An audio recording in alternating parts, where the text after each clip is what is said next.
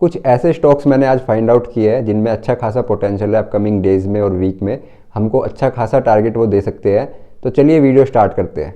तो जिन भी लोगों ने मुझसे पास्ट वीक में पूछा कि सर आपको कोई स्टॉक सजेस्ट करें, आप कौन से स्टॉक में इंटरेस्टेड है, जो भी मेरे से सजेशन मांगे, तो मैंने सबको बताया था टाटा स्टील, क्योंकि जो निफ्टी का मेटल सेक्टर है वो काफ़ी अच्छा एक इंडिकेशन हमें दे रहा था। और उसके बाद मेरे को जो सबसे अच्छा स्टॉक जो मिला वो टाटा स्टील मिला।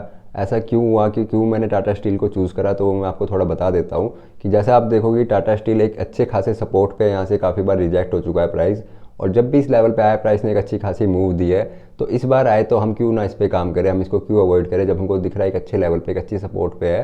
तो इसलिए हमने स्टॉक जो है चूज़ किया मेटल में। तो जैसा कि हमने इसमें टाटा स्टील में जो लिया था, इसने अच्छा खासा टारगेट हमको दे दिया है, काफ़ी अच्छा रिस्क और रिवॉर्ड हमारा मेंटेन हुआ, अच्छे खासी हमें एंट्री मिली थी इसमें और अच्छा खासा हमारा टारगेट हो गया है। तो जो हो गया उसको छोड़ते हैं, अब आगे कुछ और स्टॉक्स जो है मैंने फिल्टर आउट किए, आप लोगों के साथ शेयर करता हूँ। तो चलिए स्क्रीन पे आ जाते हैं। पहला जो स्टॉक है वो है इन्फी। इन्फी क्यों लिया हमने, क्योंकि आप देखोगे इन्फी एक अच्छे खासे एक पैटर्न में आ चुका है और ये कंसोलिडेटेड हो चुका है बहुत दिन से, एक महीना अप्रोक्स इसको हो चुका है।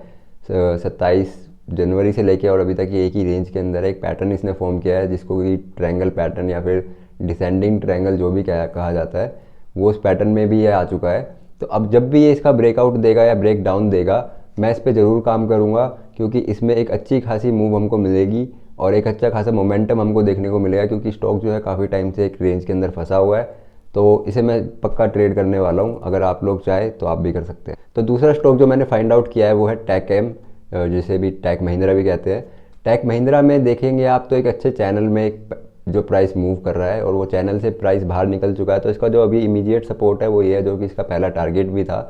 तो अभी ये इस सपोर्ट तक देखते हैं क्या होता है। इस सपोर्ट के अगर ये ऊपर निकलता है तो मैं इसको दोबारा से बाय करने वाला हूँ यार, इसको और इस लेवल तक मैं टारगेट लूँगा। और अगर इस लेवल के बाद इसका सेकंड टारगेट जो रहेगा वो यहाँ तक रहेगा। तो और अगर ये इस लेवल से रिजेक्ट होता है तो इसकी हम सेल अपॉर्चुनिटी भी ढूंढ सकते हैं। अब आते हैं अपने थर्ड स्टॉक पे जो मैंने फिल्टर आउट किया है, वो है एचडीएफसी बैंक। एचडीएफसी बैंक ने एक अपना अच्छा सपोर्ट लेवल जो है वो तोड़ चुका है। वो अगर ये एचडीएफसी बैंक दोबारा इस लेवल पे आता है तो हम यहाँ पे एक एंट्री बना सकते हैं, शॉर्ट एंट्री।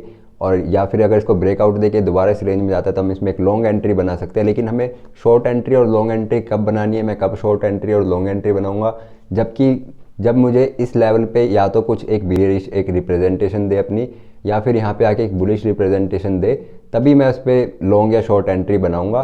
तो इस पर भी मैं काम करने वाला हूँ। So our next stock is Wipro. Wipro मैंने क्यों सिलेक्ट किया है, विप्रो मैंने इसलिए सिलेक्ट किया है, अगर आप देखेंगे तो विप्रो काफ़ी दिनों से एक जोन में कंसोलिडेटेड है और रिसेंटली इसने हमको एक अपना ट्रेंड लाइन का ब्रेकआउट भी दिया है।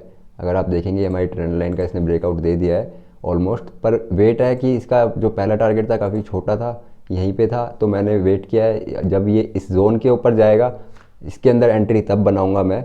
क्योंकि कोई भी स्टॉक हम चूज़ कर रहे हैं, जैसे कि हमने इन्फी भी किया, ये भी किया, तो हमारा मेन फोकस रहना चाहिए कि हमारा रिस्क और रिवॉर्ड अच्छा बने।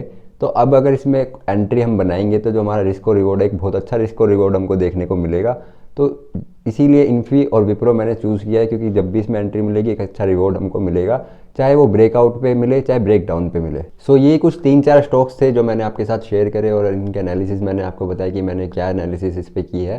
तो अगर आपको ये पसंद आएगा, आपको और ऐसे स्टॉक्स चाहिए, तो मैं इंस्टाग्राम पे अपने डाल दूंगा, आप वहाँ पे जाके देख सकते हैं इनको। और भी जो इनसे भी रिलेटेड कोई अगर आपको एंट्री रिलेटेड या फिर कुछ एनालिसिस से कुछ आपको कोई डाउट आता है तो आप मेरे को इंस्टाग्राम पे पिंग कर सकते हैं, मैं आपको रिस्पॉन्ड कर दूंगा वहीं पे। सो सी यू गाइज।